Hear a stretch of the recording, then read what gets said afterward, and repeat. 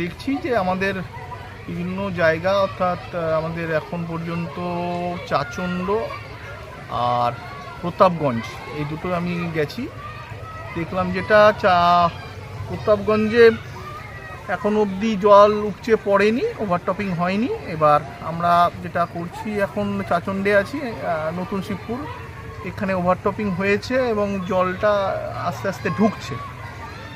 তো আপাতত আমরা এইখানকার সকল যারা আছে সবাইকে বলেছি সতর্ক থাকতে। এবার দেখা যাক দুপুরের পরে জলটার গতি কি বাড়ছে না কমছে, আমরা নজর রাখতে বলেছি।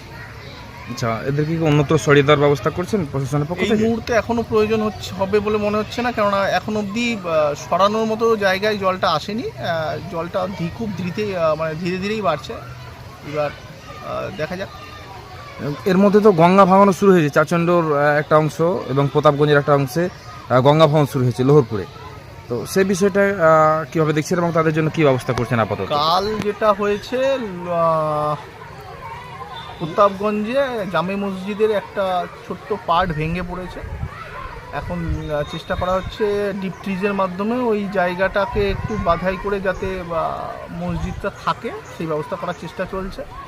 আর কিছু মানুষ ভয় বা আশঙ্কা যাই হোক, তারা ওই বাড়িঘর ভেঙে নিয়ে অন্যত্র চলে যাচ্ছেন। সেটা আমাদের কাছে, আমরা গ্রাম পঞ্চায়েতকে বলেছি আমাদের যেন ডিটেলটা দেয়, দিয়ে আমাদের জানায় কতজন হয়েছে এরকম, আমরা তারপরে যা ব্যবস্থা নেওয়া নিচ্ছি।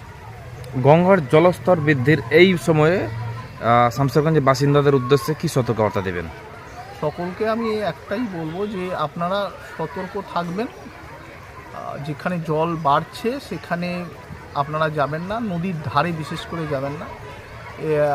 যে কোনো সময় একটা দুর্ঘটনা ঘটতে পারে। আমরা জানি শামশেরগঞ্জ এখন ভাঙন প্রবণ এরিয়া, তো এবার ভাঙনের এখন যেহেতু জল নদী ডেঞ্জার লেভেলের পাশ দিয়েই যাচ্ছে, তো আমরা বলবো সকলকে যে নদীর ধারে না যেতে, কেননা যে কোনো মুহূর্তে দুর্ঘটনা ঘটতে পারে, সাবধানে থাকার জন্য বলবো।